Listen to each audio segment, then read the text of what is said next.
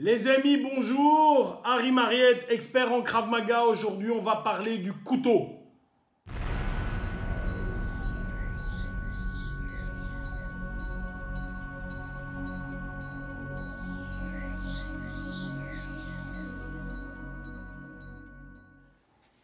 Voilà, très souvent, il y a des remarques sur YouTube ou avec des gens qui ne pratiquent pas les arts martiaux. Et les remarques sont les suivantes.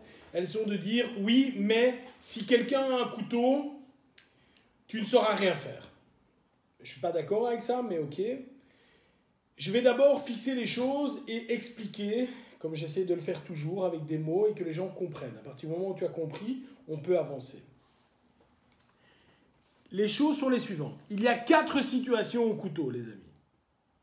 La première situation, le gars prend un couteau et te le met sur la gorge et te menace et le couteau est à bout touchant. Première situation. Deuxième situation, le gars te menace, mais il y a une distance entre toi et le couteau. Il veut ton portefeuille, le couteau est à 30-40 cm. C'est une deuxième situation.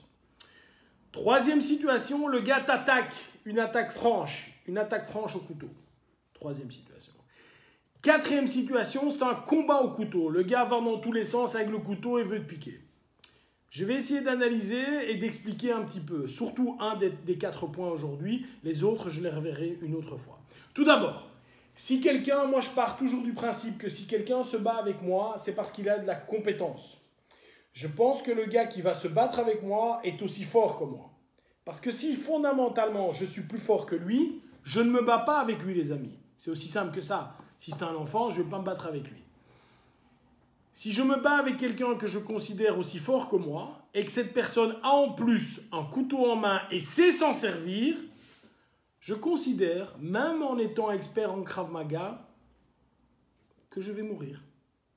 Évidemment, je vais tout faire pour me défendre, mais si la personne est aussi compétente que toi, pied-point, et qu'en plus la personne est un expert au couteau, vous savez, comme ces gens qui te lacèrent 35 fois en moins de 30 secondes, oui, mon ami, tu as peu de chance. Là, clairement, et je suis tout à fait d'accord avec les gens qui disent que là, tu as peu de chance. Mais heureusement pour nous, la réalité, c'est pas ça. Je vais aujourd'hui zapper tout ce qui est menace au couteau et je vais parler d'une attaque franche.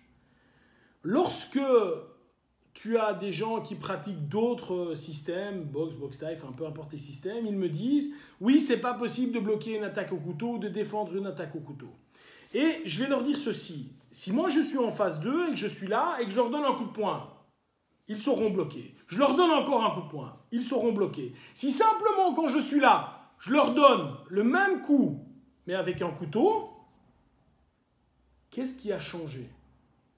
J'ai simplement mis une extension à ma main qui fait, dans ce cas-ci, 5 cm, qui peut être un peu plus grande. On est bien d'accord, les amis, le gars ne va pas venir avec un sabre comme ça. Hein. Ça, c'est dans les films que ça se passe, ce n'est pas dans la réalité. La personne qui vient t'agresser, il aura un petit couteau. Vous savez, ces petits couteaux-là avec ses attaches, voilà.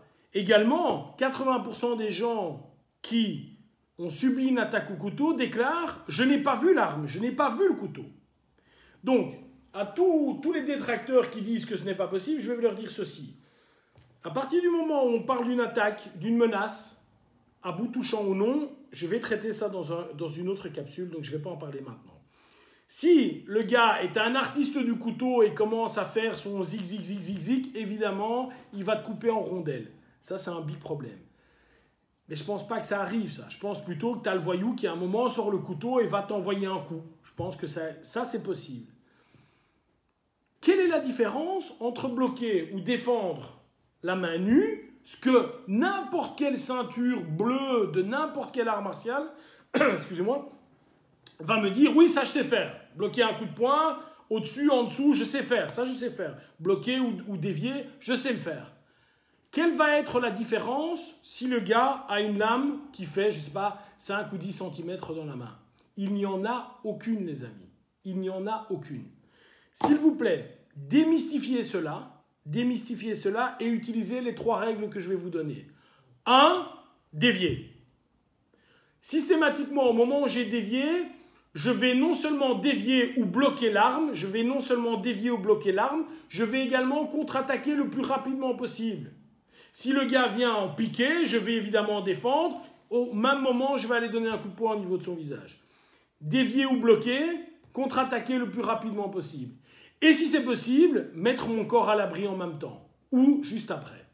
Si ces trois choses sont faites, et vous remarquerez qu'elles sont applicables également à un coup simple, c'est la même idée, c'est exactement la même idée, vous allez vous en sortir.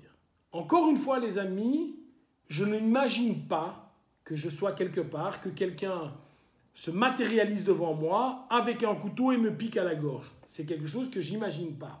La situation dégénère. Je suis en face de quelqu'un, j'ai une altercation, le ton monte, il va chercher dans sa poche ou dans la poche ici quelque chose, il va chercher, il revient. J'ai des étapes. Je préfère, à partir du moment où il met sa main quelque part, malheureusement, je le dis, je préfère à ce moment-là le frapper. Oui, mais il voulait prendre un mouchoir. Sorry, mon ami, tu te moucheras à l'hôpital. Mais je préfère effectivement le frapper, je ne vais pas prendre de risque. Vous sentez vous-même, est-ce qu'il y a un réel danger ou pas? N'attendez pas que le couteau est en train d'aller vers votre gorge pour vous dire « j'ai appris comment il fallait défendre ». C'est trop tard, les amis, c'est trop tard. Je résume. 1. Si le gars est un artiste martial qui a ton niveau, mais qui est un artiste martial dans le couteau et que tu n'en as pas, tu n'as aucune chance de t'en sortir. Premier point.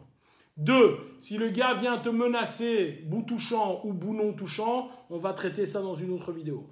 3. Si tu subis une attaque franche au-dessus, en dessous, by the way, il n'y en a pas 36 des attaques franches. Le gars, 85% des gens sont droitiers, donc tu as beaucoup de chances que la personne va t'attaquer avec sa main droite. L'attaque qui va arriver, c'est ça à la gorge, ça au ventre, ça ici, ça dans ton ventre. Et tu as couvert là-dedans 80% des techniques. Oui, il y a du slash, oui, il y a du slash monté, oui, il y a plein d'autres choses. Mais simplement en ayant la défense sur ces 3-4 techniques, tu as couvert 80% des dangers. Donc je suis en train de te dire, si le mec a un couteau et qu'il veut t'attaquer avec un couteau, tu as 85% de chances qu'il t'attaque à droite. Et 80%, là tu sais déjà quelle main et tu sais déjà plus ou moins quelle technique. Normalement, on doit savoir se débrouiller. On doit savoir se débrouiller.